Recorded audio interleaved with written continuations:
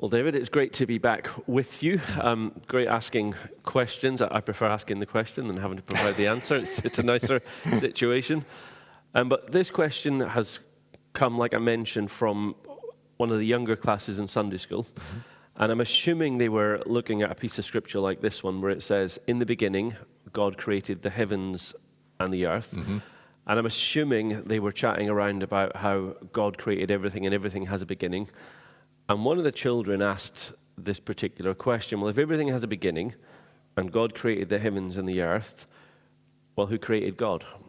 And I thought it would be a good question, primarily because it comes from one of our young folk, but a great question to present to you. So who created God? If God created everything else, who created God?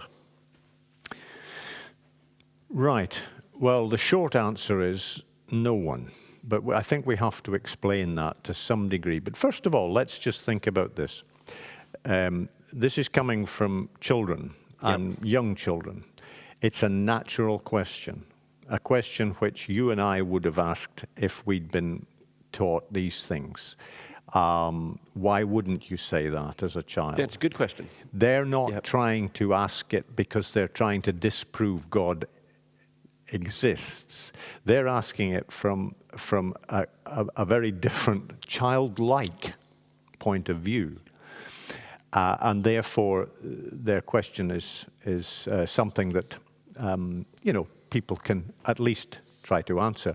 And I think when you answer a child like that, if you say to them, "Well, actually, God was not created, and we're not able to understand that," and sort of explain that a little bit, I think most children would say, "Okay, that's fair enough. The adult can't explain it. We'll just accept it or carry on as if things are normal."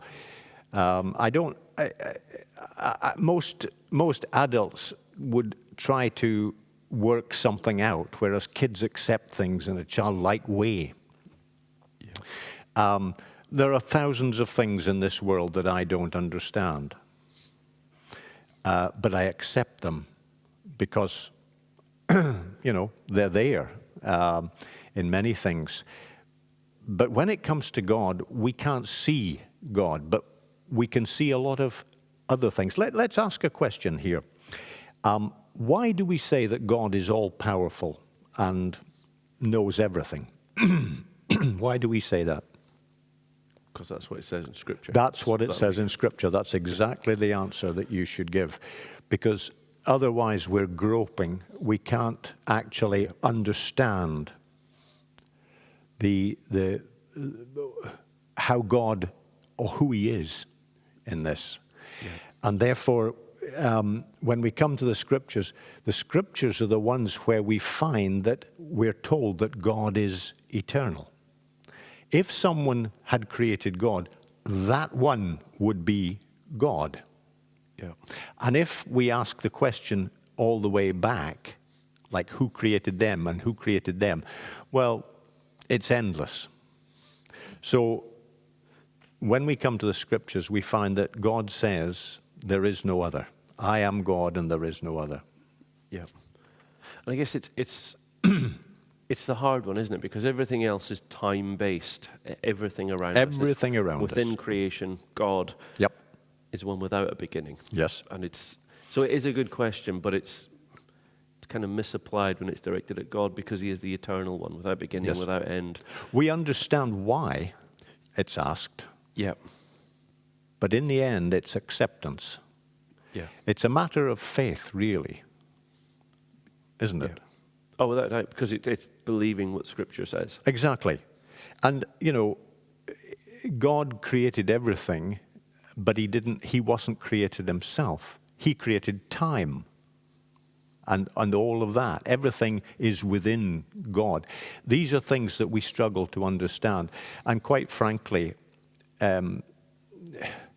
it's far better to accept in a childlike way the answer that no one created God. We can't understand it because we're not eternal. If we could understand God fully, we would be God.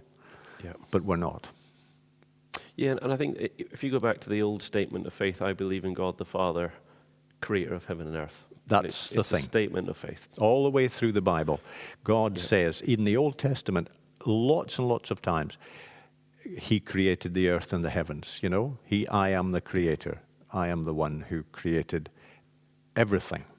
Yeah. And indeed, actually, Isaiah in chapter 45 there tells us 7 times, I am the Lord and there is no other. Besides me, there is no God. There is no other. There is no other. And he has to be eternal. If he's not eternal, then we've got big problems. Yeah. Thank goodness he is. Well, exactly. And all his other attributes, all the way that God is, who he is and what he is, flow from the fact that he's eternal. If he's eternal, then he's all-knowing. He has all power, all authority, and all of these things which flow from that. He is merciful. He is beyond our understanding of being merciful. His love is eternal, and so on and so forth. Yeah. And he is perfect in every way. And so we must, that's now not answering it to a child, but it's answering it for an adult. But it's amazing the way that a child's question can open up. Absolutely. Who is God? Which is the most fundamental question mankind can ever wrestle with. Yes, it is. Yep. Super. Okay. Thank you for that, and Not thanks at for all. the child who presented the question. Absolutely. So, Yeah. Excellent. Thank you. It's good. Makes us think. It does.